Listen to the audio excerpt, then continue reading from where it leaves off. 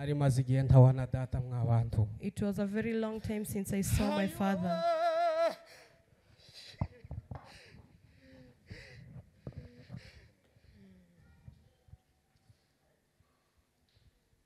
Papa yaraguye ngaho nago twongera kumubona. Immediately he fell down. We did not see him again. Nona turaongera turirukanga. Umuntu arafata nzira yiwe. The only song which used to be sung inside there. It used to say that we're going to rest once we are in heaven. That's the song that I can simply remember.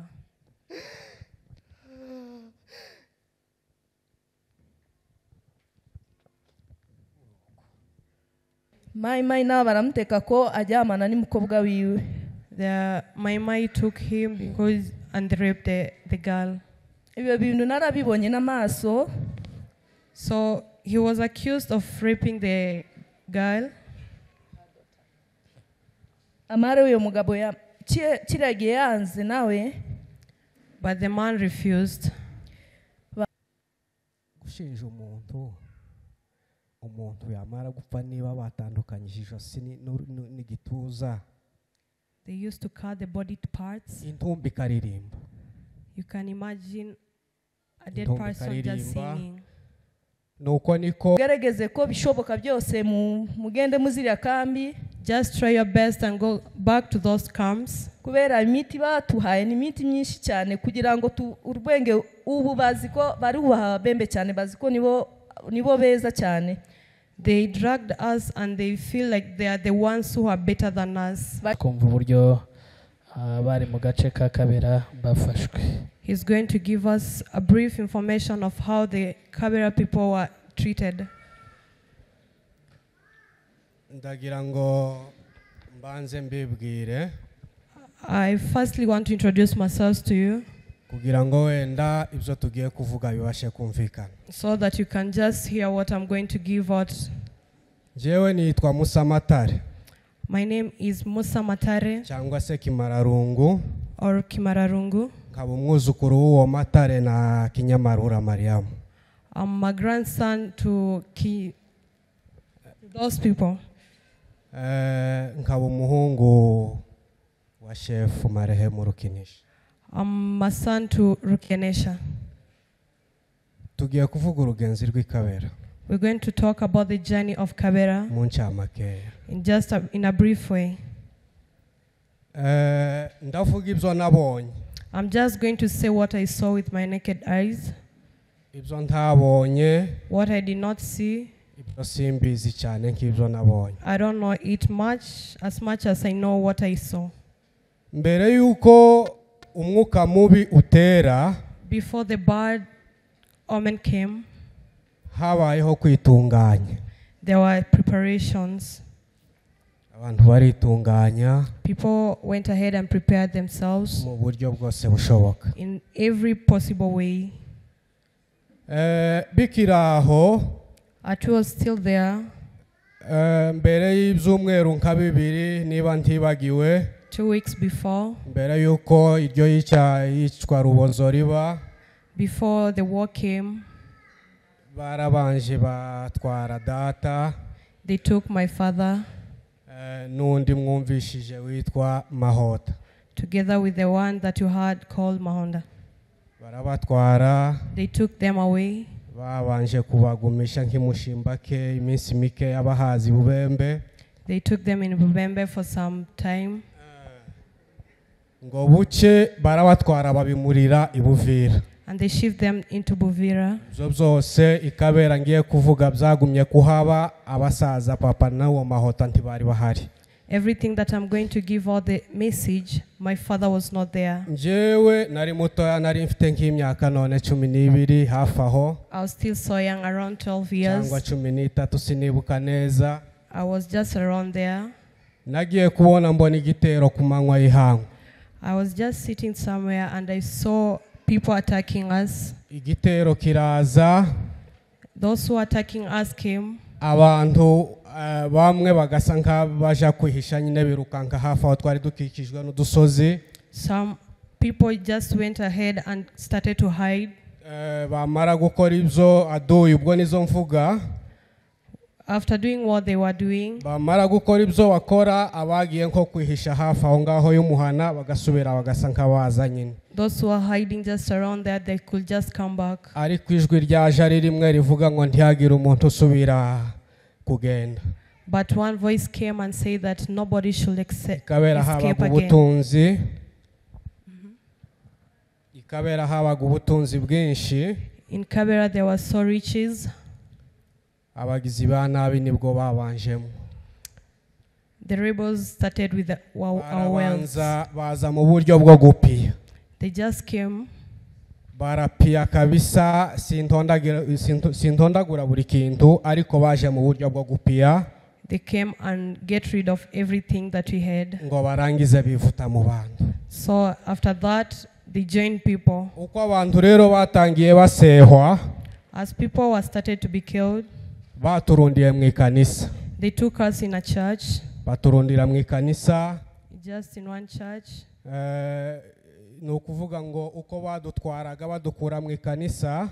Just the way they were taking us away from the church. Habagaho guhamagara umuryango runaka. They used to call us through family. Niba ari umuryango wa shefu rukinisha byenda ku rugero. If, for example, bakamuhamagara mama ubwo agasohokana n'abana biwe bose. My family, they could just come out hafi together. Aho hari imodoka yari ishinzwe nyine wo bariko bahamagara umuryango ku muryango yinjiraga mu modoka igenda. Outside there was a car which was responsible to take the family that they had already called. Ubwo uko imodoka yuzuraga.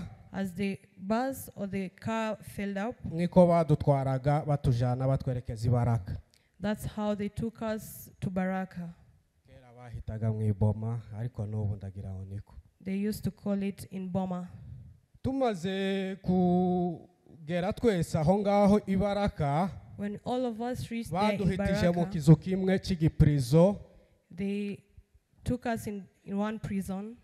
Ico kizu twahitiyemwo narakibonye n'amaso yanje.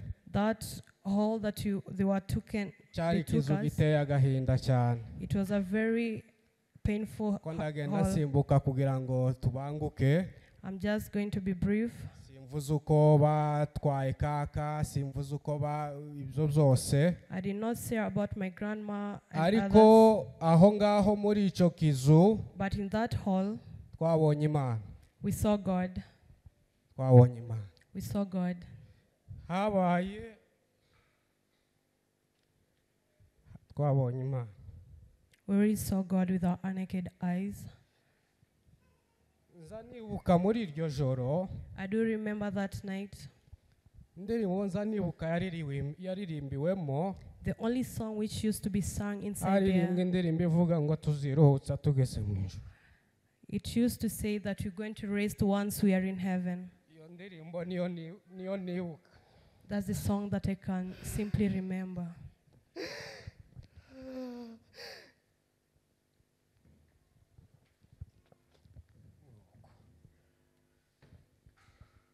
Muri ico kizu baradutwara. In that house they took us. Batwerekeza kuri Tanganyika. And went ahead to Tanganyika.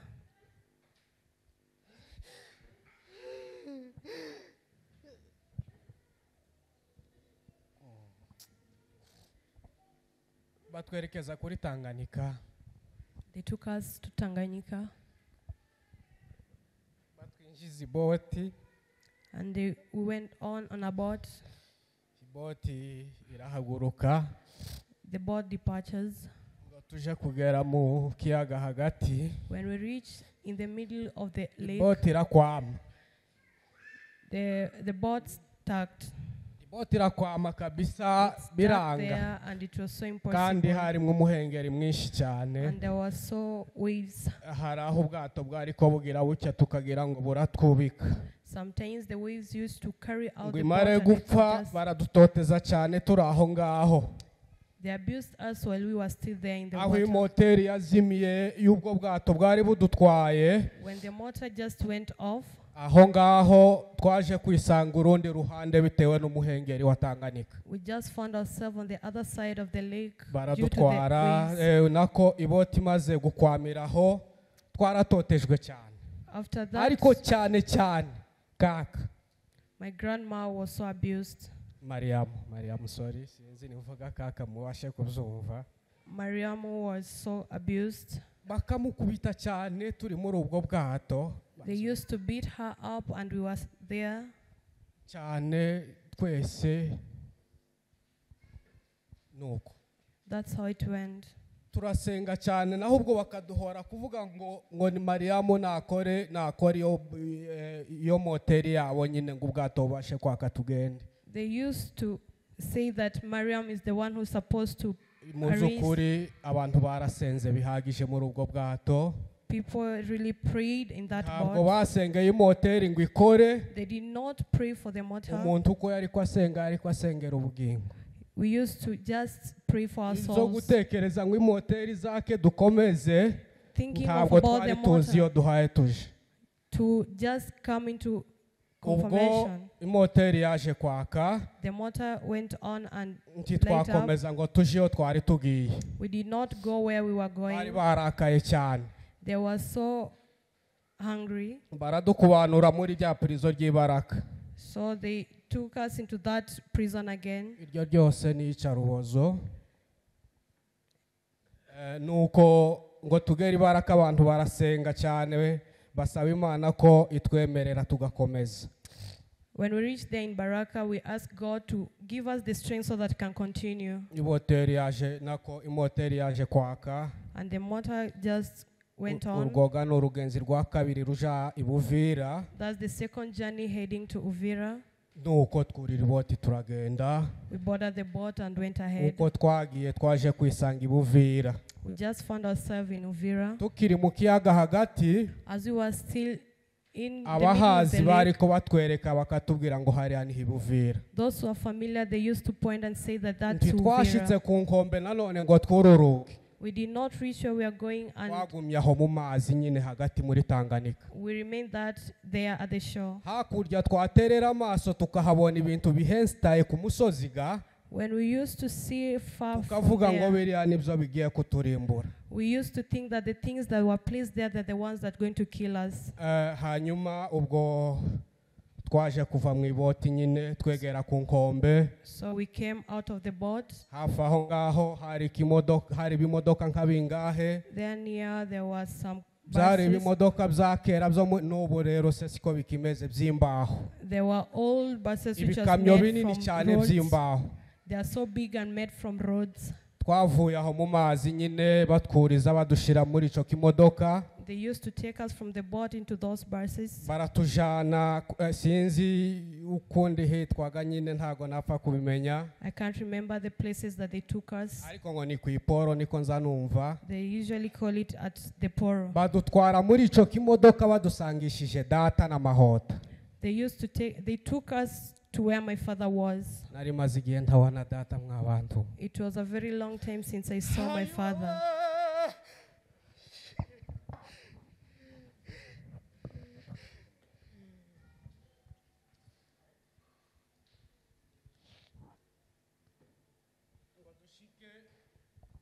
When we reached there, Batwerekeje aho data nyine yari afungiye na mahota.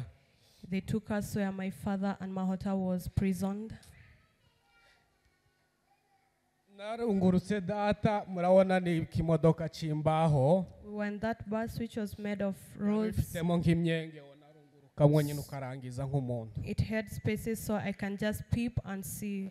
Abagore n'abana twari hasi nyine muri ico kimodoka. The women and children were in that Abagabo bus, bakatuba hejuru. and the men were ahead of us. Uko niko twari twicaye muri ico kimodoka. That's how we were sitting. Nagiye kubona data mbona serutse nko mu karyango kakariya. I just saw my father coming towards the door. Ishati yarashanyaguritse. His shirt was already torn. Data araza. My father Arurira came. imodoka ndamubona ko hayayishona. ararenga abandi bagabo bicaye. Went ahead to where other men were sitting.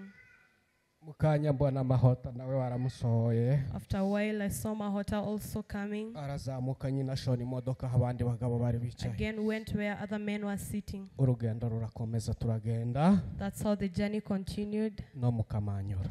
Up to Mukamanyura. Mukamanyura mwumva niho wa data baguye. Mukamanyura, that's where my father died. Twarashitse Kamanyura. When we reached there, babanza kumanura abagabo.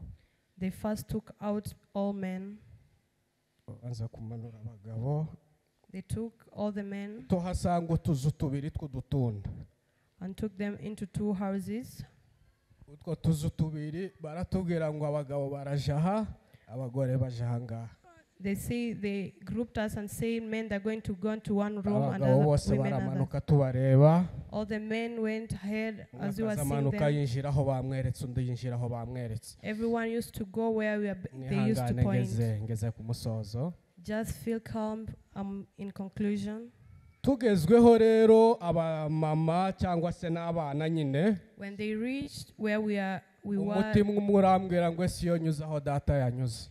one heart told me, like, why can't I go where my father Papa is? nkaja kumuramutsa. Why can't I go and greet my father? Ariko ntabwo cyari cyo gihe. But that was not the time. Wakurikiye abagabo yajanye nabo. Those who went with men went ahead with the men. Ngiye kubabwira gatoya gusa ko nabonye mu prison twari turimo y'abamama. I'm just going to say that in that prison that I was locked in, I saw my mother. Twarahakubitiwe. We were so beaten up. Twarahakubitiwe. They beat us. Kaka yaraturambitse mu maso twese turiko Mariam. My grandmother was also there. Yaraturambitse mu maso twese aho tuwaye tumureba. My grandmother took us where we can just see her. Noneho habaho igihe cyo kuvuga ngo baza basohora umuntu umwe umwe yaba umwana umwe ntibari bakiri ko basohora umubyeyi n'abana biwe. It reached at a point that they're going to take people Kandi one by nari one. nibagiwe. The thing that I had left behind. Cyo gihe itegeko ryari kuvuga ngo ninda yicwe. They used to say the laws that even the unborn children must be killed. Iryo niryo ryari itegeko. That was the law that was made.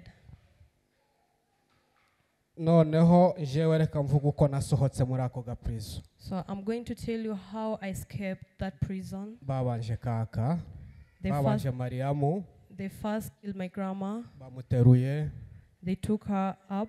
Bamukubitaguye ibipasu byinshi. They really beated her so Yariko many agenda slaps. virirana. She could just go and bleeding. Bamwambutsa ku Rusizi cyangwa se mu Bugarama. She was being cruised around Rusizi. Dusohoka mu muryango wako gaprizo. When I was out of that Wari prison, kurangiza mu Bugarama tukahabona inkotanyi. you can just see in Rugarama and you can Ariko see ntidusobanukirwe ko ari inkotanyi. but we did not know that they Tukagira are ngo none rebels. nizo ntera hamwe zigiye kuturimbura. We thought that they are the enemies who are going to kill us. Ico gihe mukaka bamaze kumwambutsa. After my grandma was cruised, batangiye nyine umuntu ku giti ciwe yaba umwana yaba nyina ku giti ciwe. so they started bringing out a child by nageze themselves. hanze. When I reached outside, nzanebuka ko bankubise ingumi nkazingahe. I remember they gave me some feast kahaja ku rutugu. around here, my shoulders. Uko bagukubitaga nyine ibyo bagukubitaga basa n'abahaye baguhirika baguhutaza. They could just beat you up as you go down. Bakubwira ngo iruka nyine uhaye wambuka Rusizi uja mu Bugarama. As they tell you to just run for yourself as you're going to cross Rusizi. Rero ngiye kurangiriza ku rupfu rw'ababyeyi. I'm going to end my story at the death of my parents. Sinarubonye. I did not see it. Sinarubonye. I did not see it. Ariko ndavuga uko twabwiwe. But I'm going to say what I was told. Ndavuga uko ababibonye batubwiye. I'm going to say what those who saw it, what they gave me. Ababibonye baravuze ngo bageze kuri data. Those who saw it, they say that once they reached to your father, ngo bisa nk'ibibagoye ari umuntu ukomeye cyane it was so difficult for he mu was buryo so, bw'umubiri bwo kuba yakwirwanirira wenda ariko mbivuga for he was so strong. ariko kubera ko ari umwanya w'Imana arabyemera. But since it was God's time, he accepted it. Gushinja umuntu yamara gupfa niba batandukanyije ijosi n'igituza, They used to cut the body parts. intumbi ikaririmba. You can imagine a dead Intumbi person just ikaririmba. singing. Nuko niko abanyakabera bagize iherezo. That's how those Babishe people end. urupfu rw'agashinyaguro cyane. They really died a very bad death. Gutema umuntu wamara kubona ko wamutsinze aho ngaho, After just stabbing people, and ntibabone ko bihagije bagasubira bakamuta no mu ruzi. they don't feel like it's enough and they could just throw them. Nguko bafataga umuntu bamumanurira muri Rusizi, As they were taking people to Rusizi, yajanaga n'indirimbo you used to go with a song ari intumbi. and you are just a dead body. Nkaba ndangije nshimira mwese In my conclusion, I really thank you all, ababyeyi, abashumba bacu, bashiki bacu n'abakecuru, the parents, old ages, and the pastors, mwaje kudufata mu mugongo muri ibi birori. those who came to comfort us. Niba mbyita ibirori sinzi niba ari iki, munyihanganire, I don't know if it's a celebration, ariko nuko ni ku rugendo rw'ikabera rwagenze. but that's how Kabera journey was. Tukaba dushoje dusaba amahanga, dusaba ubutabera We just concluding our history, asking for justice, ko badukorera ibishoboka byose just to try their level best, bakadufasha, so that they can help us. abaduhekuye Those who are not with us, bakagaragara, they can be able to be visible again, bakabiryoswa. so that they can be able to be seen again. Murakoze kubwo kutwihanganira. Thank you so much for the comfort. She can also use Kiswahili. It's okay. Donc uburyo aza kumva wenda bimworoheye ariko aza gukora. The easiest possible way that it's going to be Turaza easy for you, kugerageza just use it. kugenda dukoresha umwanya neza. But just balance the time. arakoze cyane. Thank you so much. Kwa mazina banita Nyamnezero. My name is Nyamnezero. Nawapa pole sana familia za. I condole all of you. Familia zi.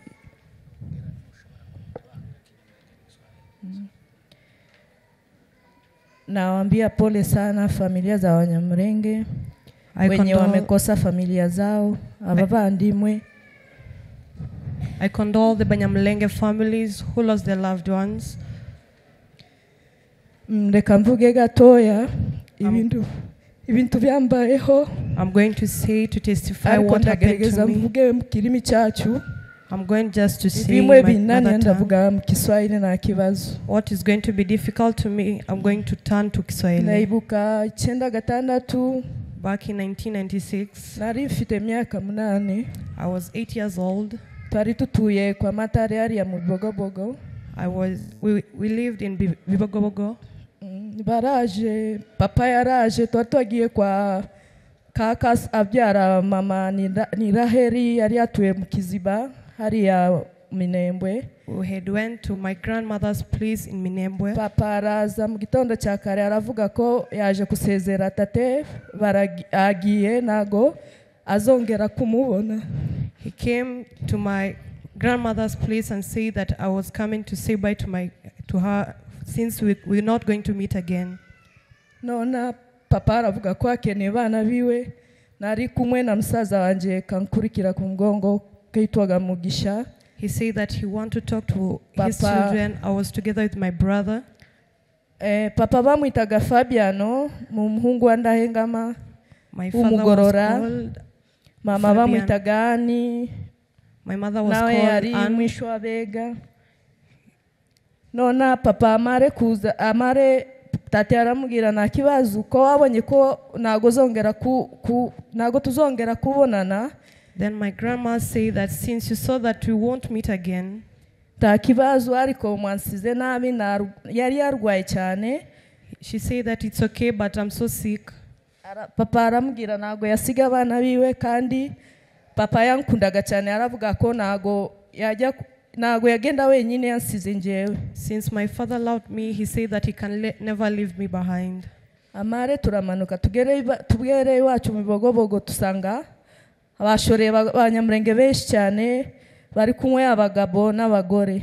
When we reached in Bibogobogo, we found people who were just taken as slaves, and both men and women.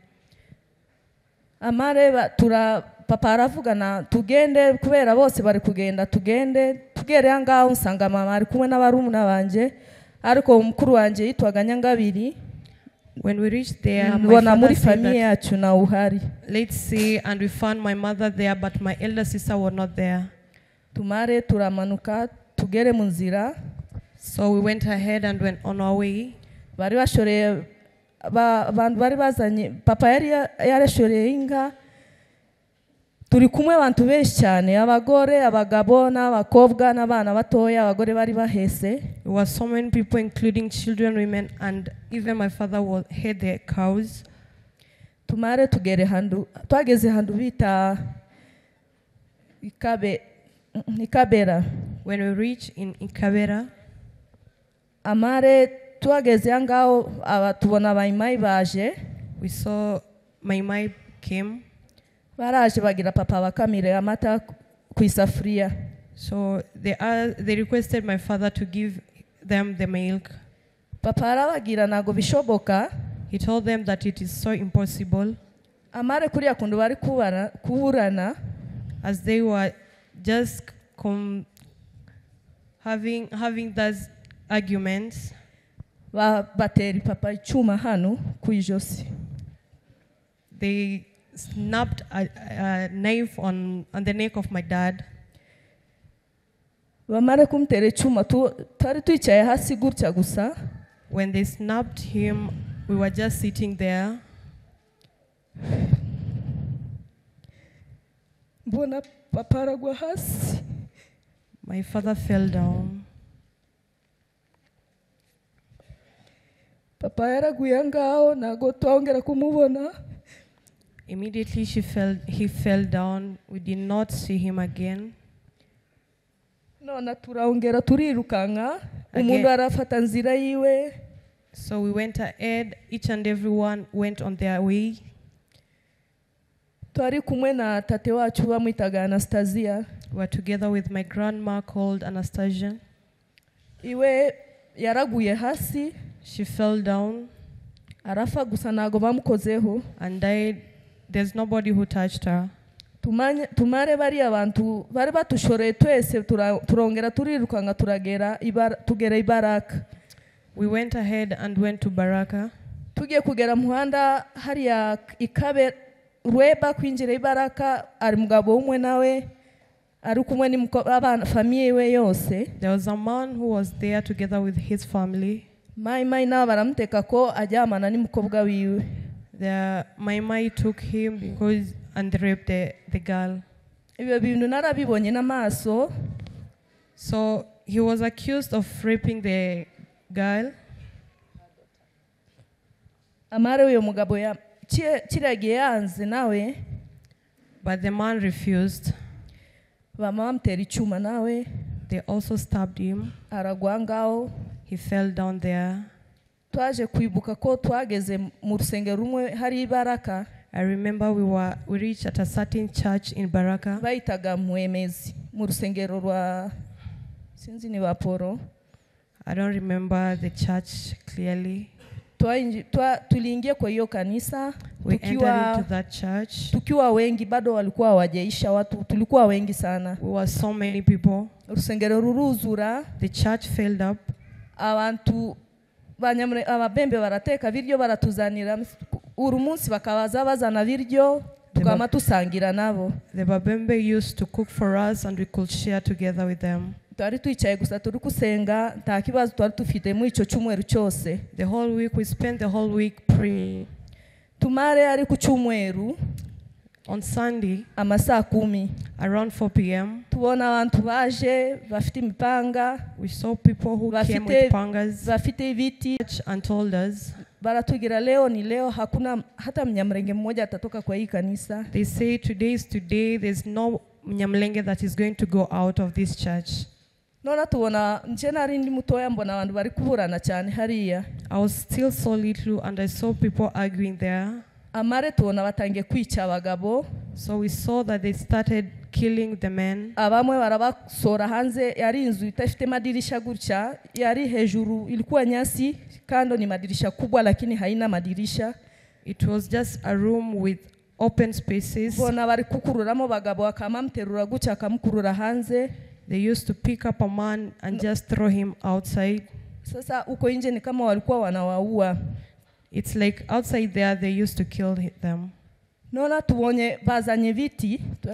So they bring the sticks. Bama batera abagore bari batwite, twari kumwe na mukuru wanje mukobwa wa Mushapa. I was together with my elder sister. Bamwitaga Nyamutoni. She was called Nyamutoni. Yari atwite inda amezi 9. She was 9 months pregnant. Bamteri igiti, ilikuwa wanawadunga sehemu za siri. They used to stab them in their pubic places. Mbona mkuru wanje yamatitira nawe yarafa. Ari kumwe yari afite inda nago yari yabyaye. She was not yet given birth. Nilikuwa nasikia tu maneno ya mwisho wanamwambia we biragoye ni kuvuga. Bamare bafata mwana wacu mutoya, mama yari afite bebe. My mother had a little baby. Baramjugunya hejuru nawe yaraguye hasi mwana amezi 6. She was 6 months and picked him up and threw him. Tukaona ubongo imetoka na kalikufa hapo. And we saw the mind blew outside and he died there.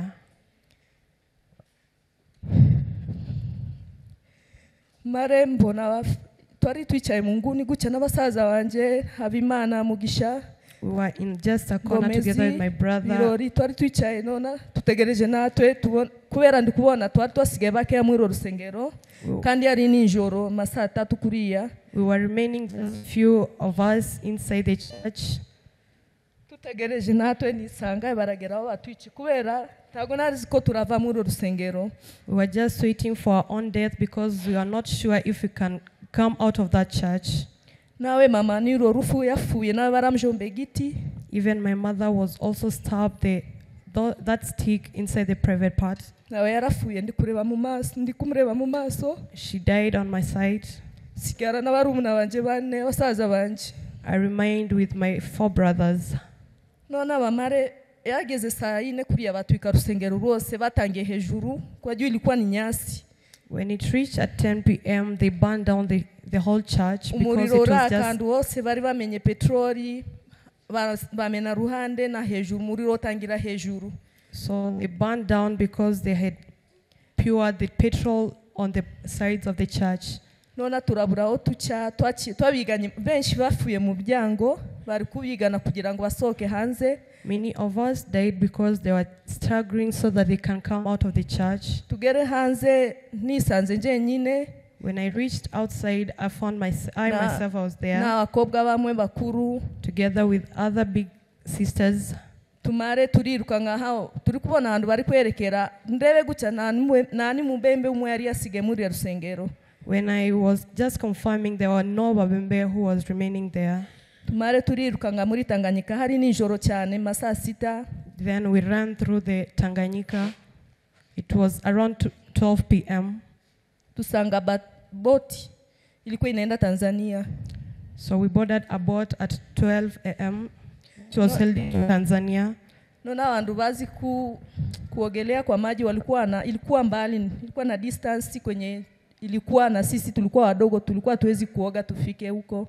So those who knew how to swim, and for us we did not know how to swim because we were still so young. Mare mugore umwe yabari bicaranye na mama ico gihe cyumwe cyose bari baza bavuga umubembe kazi. There was a Mubembe lady who was just communicating with my mother throughout the time. yamangira mama wa yari hehe ndamubwira ko nta Kiswahili twari tuzi ico gihe twaza tuvuga Kinyamulenge cyonyine. At that time we did not know Kiswahili, we were just communicating Kinyamulenge. And she Ndamubwira mama questioned me. bamwishe na basaza banje nziko bafuye. She questioned me and asked me where my mother is, and I told her that my mother died and I'm not sure if my brothers are still alive. Abamwe barokose yari abakuru abanyamulenge bari bafite famille zabo bama baheka abana barirukanga bajya muri bato. The Banyamulenge who had their families just took their children and went ahead into that boat. Tukaingia kwa hiyo boti, huyo mama akanibeba akaniweka kwa hiyo boti akanifunika. The lady took me and covered me in that boat. Kuingia hapo tulikuwa na vijana wengi wa Nyamulenge. When we entered into that boat, there were so many men who are Banyamulenge. Nona yageze mgitondo ya boti irahaguruka saa 12 ya asubuhi. Around 6 a.m. the boat started the journey. Turagenda tugere handu bitaga Mtambara. Kwa hiyo mto Mtambara inamwaga maji Tanganyika. When we reached at that river Mtambara, nona bamayi baraza baratubaza mukibembe tuvuge bakaza bakubaza witwande mukibembe ukananwa kusubiza. the Mai people used to come and question us, maybe what's your name, and if you don't give out the what they are asking, bama bajugunya basaza banje babiri twari kumwe na Mugisha Habimana Ngomez. They threw my two brothers into the lake. Bama babata mu mazi n'abandi bahungu b'Abanyamulenge benshi cyane bari basigaye kwera bari bafite imyaka 10, 15 bari bayinje kwiriya kwile boti. They were in the age gap of 10 to 15 years, and they were inside that boat, and they were all through in the water. Sasa vijana wote walitupwa kwa maji. All the boys were through in the water. Wakiwa wanaangalia na macho hawakuwaua, unasikia tu kwa maji mtoto ametupwa, na saa hiyo ilikuwa ni masaa ya asubuhi na unaona kila kitu. So it was early in the morning and you could see each and everything that was happening. Tukafika Tanzania, tukaandikishwa kwa UN. When we reached in Tanzania, we were registered in UN. Kufika nikajipata niko mimi peke yangu na brother yangu mwenye anaitwa Mugisha. I reached there and I found I was I and my brother only. Ariko na mwana w'umuhungu Mnyamulenge yarokose kwiyo nani turi kumwe na kasaza kanje konyine nabonye nakabonye kari gato yakafite imyaka 5. There were no any other man who survived in that boat except my brother who was 5 years old. Tugezeyo na Ababembe bari batwaye abato. It was Ababembe who gave us the boat. Bama kuri UN bakama batubaza se famille yawe muri kumwe nabande. At UN they used to question us and asked us whom we are together with. Kuna wenye walikuwa hawana familia, walikuwa wazazi walikuwa wameshakufa pale Baraka. There are some of us whom we had no family because their parents had died in Baraka. Baraba Ababembe abasore b'Ababembe bakazavuga uyu ni mugore wanje akamagenda. The Babembe used to say that this is my wife and they could just go. Tugezeho n'abakobwa benshi banyanziza ari umwe bamwitaga Nyamutoni. We reached there and there were so many girls, Mutesi. Including them there were Nyamutoni, Mutesi. Bama babashwerera kubera nje nari ndi mutoya wa mugore aravuga ko ngiye kumurera. So since I was so young, that lady said that he's the one who's going to take good care of me. Sasa tulikapelekwa kambi nyingine inaitwa Rugufu. They took us in Rugufu camp. Tugezeho bakobwa benshi cyane. We were so many girls there. Ari bamwe abantu bari bazi ko barafuye ariko ari bakobwa benshi baririya Tanzania nago barafu. Most of girls are still there in Tanzania. They are still kubera bari alive. abakuru bageze bafite imyaka 20, 15. They were there and they were 20 and 15 years of age. Walikuwa wanafanyia unyama, juu walikuwa wamefungiwa mahali. They were just kidnapped and placed somewhere. Abantu bari bafite Ababembe bari bafite bagore babo bari bazaga bakabafata ku ngufu. The Babembe who had their wives, they used to come and rape the girls. Wanarepiwa, hakuna chakula walikuwa wanawapea, walikuwa kama house girl wao. They were just housemaids and they used to rape them. Bagendaga tulikuwa tunaenda kuwashenyea kuni. We used to go and fetch. Tunaenda tunaleta makaa, tunachoma makaa ili wao wapate makaa ya kupika. We used to make charcoal so that they can be able to get the ones so that they can cook. Cyane cyane bamwe bafashwe ku ngufu batwarinda barabyara. Most of us most of them were raped and gave birth. bakama batubesha ko abanyamulenge bari abana batoya bose barizi ko abanyamulenge nibo bicanyi. Everyone knew that the Banyamulenge, they're the one who killed others. Nanje narakuze nziko kundi bazabangira ko abanyamulenge bari bageze yari muri ya kambi bafite famiye zabo. The Banyamulenge who reached that camp and have their families. Babajyanye mu mujyi andu bayitaga Kigoma. They took them to Kigoma town. UN ilikuwa imewafanyia haraka juu hakuna Mnyamulenge walikuwa wanachomewa manyumba walikuwa wanachoma hiyo matenti wakiwa huko ndani wanawasha moto zinawaka sasa wanatoroka. They used to burn down their tents so that they can be able to escape there. Wenye walikuwa wanabaki kwa hiyo kambi sasa ni hiyo nani walikuwa wanafanyiwa hivyo tu na hakuna mahali walikuwa wanaweza kwenda.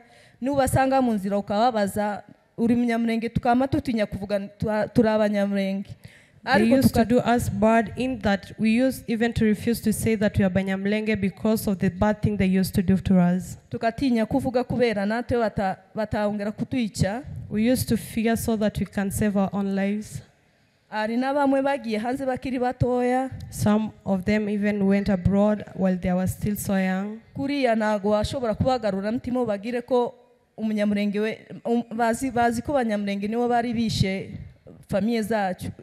What they have in their mind is that the Banyamulenge families are the one that used to kill themselves. Habe nemsaza anje yagiye umugisha iwe yarajyanye n'uyo mubembe yari yamjyanye mu kambi bitaga Nyarugusu. My brother went ahead with the Mbembe in the camp you called Nyabugusu. Mugisha tuza tumuhamagara kama avuga ko abanyamulenge nibicanyi n'iki gihe yaratuburose twese kuri telefoni na mru akimuvugisha yamahunga abanyamulenge bari kumwe iri ya Australia agenda yaragiye kure cyane. He blocked us on phones and just went ahead and lived just away from Banyamulenge because of the mindset that were put into them that Banyamulenge they're the ones who used to kill them. Marenje nageze imyaka 13 wa mugore arafa umwe yanderaga njewe. When I reached 13 years, the lady who used to raise me died. Amare kufa nsigara ndi kuzerera mukambi gusa kubera bangaga abanyamulenge bakazavuga kubera iki UN iri kubajyana hanze na bo bakasigara mukambi kubera iki. They used to hate us because UN used to help us and took us into abroad, and so I used to just nona nje ndazerera uzima wanje wari najyaga kuba Tanzaniya ngajya kuzana isombe ngahura ngagurisha kwa Ababembe ngabona byo ndya. I used to go to Tanzanian citizens so that I can get the sombe so that I can just go on and sell them. Nigera nijoro ngasanga marusengero ya iri mukambi nago bashiraga miryango. So the camp church they were not placed doors. Ni aba nijoro ngayinjira ngajyama. At night that's where I used to buche abyuka ikakuwa kazi yangu ni hiyo. That was my job, just doing normal work during the day, then at night I used to go to church and sleep. Umunsi umwe mbona umutanzania na aranjyana wiwe ngiye kuba mukozi wiwe. One day a Tanzanian citizen took me as his own maid, housemaid. Mare nkorayo. I used to work there. Wakasema kambi ya Rugufu inatakiwa ifungwe wakimbizi wote warudi Kongo. They say that Rugumbi camp is going to be closed and all the refugees must go back to Congo. Nicho gihe umubembe mwe yareraga abana b'imfubi. At that time one Mubembe used to raise orphans. Araza kunkurayo aranjyana nawe. She also took me into that camp. Nawe icho gihe namaze kuba mukuru. At that time I was so old. Ufatwa kungufu mbyara abana. I was raped and gave birth. Kubera nariziko muri Kongo abantu bose barashize twari turi muri Tanzania gusa tukama tutinya turasubira hehe. Since we knew that Congo is over and there's nobody who left there, we used to think like if we are going to go back, where are we going to go? Amare tusubira muri Kongo ya kambi barayifunga. So we went ahead and we were taken back to Congo and the camp was closed. Ngere ibaraka iwabo. When we reached at Baraka, na nikamtoroka nikarudi kwetu Mibogobogo. I just escaped the lady and went back to my home, Bibogobogo. Ngezeyo nsanga ni wa mukobwa Nyanziza umtahugwa. When I reached there, I found Nyanziza. Nona twamatugira na mateka. So we went ahead and told each other the stories. ariko nago byashoboka nabo baraza barankurikira bari Ababembe baraza kunkurayo banjyana bansubiza Tanzania kandi. So they took her again and took her back to Tanzania. Ni ubuzima twabayemo. That's the life that we spend. Ariko niko naomba wenye wako hapa. So I'm just requesting those who are here. Naweza kuwa mnasoma majina mkisema wasichana walikufa. Maybe you're reading the names knowing that those girls that you're reading are already died. Ariko nje kumaso yanje nasize bakobwa benshi muri ya kambi ya Nyarugusu si Rugufu. I myself, I left so many girls in that camp. Mugerageze ko bishoboka byose mugende muziri ya kambi. Just try your best and go back to those camps. Kubera imiti batuhaye ni imiti myinshi cyane kugira ngo urwenge ubu baziko bari Ababembe cyane baziko nibo beza cyane. They dragged us and they feel like they are the ones who are better than us. Bagende bagerageze bazane bari abana kubera uzima bafite. Just try your best and bring back the girls because the life that they're having. Nago bakufata neza kubera bari kuvuga amaraso baza batugira ni dore Nyarwanda. They used to call us Banyarwanda. Baziko turi Abanyarwanda kandi bakatufata nabi cyane. They used to treat us so badly since they know we are Banyarwanda. Kwa tunaomba watu wote wako hapa. So we are requesting each and everyone who's here. Muende mtafute hao watoto. Just try your best and search for the children. Juu maisha yenye tulipitia. Since the life that we spend. Ni mbaya kwa sababu hata mimi nilikuwa nikiona Mnyamulenge kwa barabara. It's so bad in that when I saw any Banyamulenge in the road. Naza musuza cyangwa mwereza kaboko kanje narabanze bose genageze hano muri Kenya. I could just pass them because of the thing that I knew about them. Kuriya kunasanze bene wacu hano nasanze shangazi yari hano. But when I found my aunt here, aranyakira ntangira kugarura imico. She received me and brought me back to the culture. Murakoze cyane. Thank you so much. Yangane cyane.